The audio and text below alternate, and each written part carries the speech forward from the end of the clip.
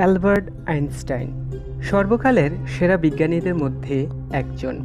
School জীবনে তিনি ছিলেন ব্যর্থ, অপদার্থ ধরনের।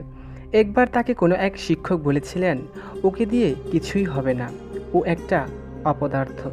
কিন্তু সেই অপদার্থ মানুষটি কিনা আজকে সর্বকালের সেরা বিজ্ঞানী। তার এক আপেক্ষিকতার সূত্রই পুরো বিজ্ঞানকে নতুন দিকে ঘুরিয়ে দিয়েছে। তিনি পদার্থবিজ্ঞান ও মহাকাশ সম্পর্কিত বিজ্ঞানী নিউটনের সূত্রকে নতুন রূপ দান করেছেন, যা বিজ্ঞানের এক অপরিহার্য অবস্থানে নিয়ে এসেছে। এই সূত্রের উপর ভিত্তি করেই এগিয়ে যাচ্ছে বর্তমান বিজ্ঞান। বিজ্ঞানী অ্যালবার্ট আইনস্টাইন এর একটি অসাধারণ গুণ ছিল, উনি বিজ্ঞানের জটিল বিষয়গুলো বেশ মজার ঘটনা দিয়ে উপস্থাপনা করতে পারতেন। উনি শুধু একজন বড় বিজ্ঞানী ছিলেন না, বরং একজন দার্শনিকও ছিলেন।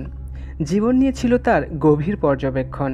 আজ 10 মিনিট মোটিভেশন থেকে তার এমন কিছু অমর কথা আপনাদের জন্য তুলে ধরব, যে কথাগুলো থেকে পাবেন জীবনের সামনে এগিয়ে যাওয়ার নতুন প্রেরণা।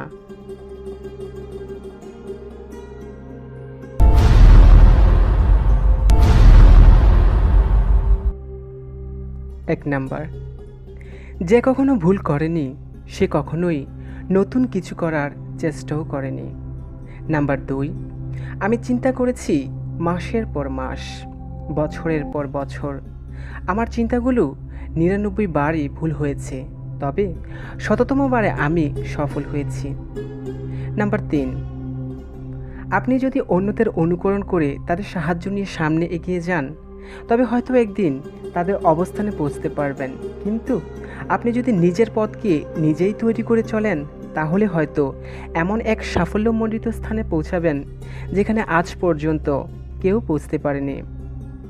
নাম্বার 4, আমি ভেড়ার নেতৃত্বে সিংহবাহিনীকে ভয় পাই না, সিংহের নেতৃত্বে ভেড়ার পালকেই ভয় পাই।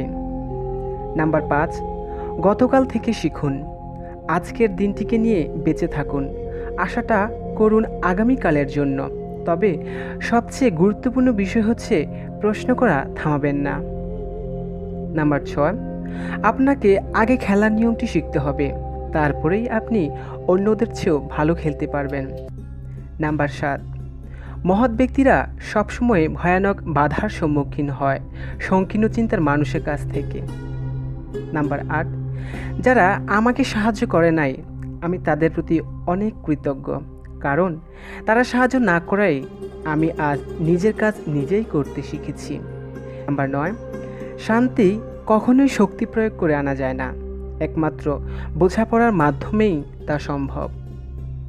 নাম্বার 10, এই পৃথিবী কখনোই খারাপ মানুষের খারাপ কর্মের জন্য ধ্বংস হবে না। যারা খারাপ মানুষের খারাপ কর্ম দেখেও চুপ করে থাকে, তাদের জন্যই পৃথিবী ধ্বংস হবে।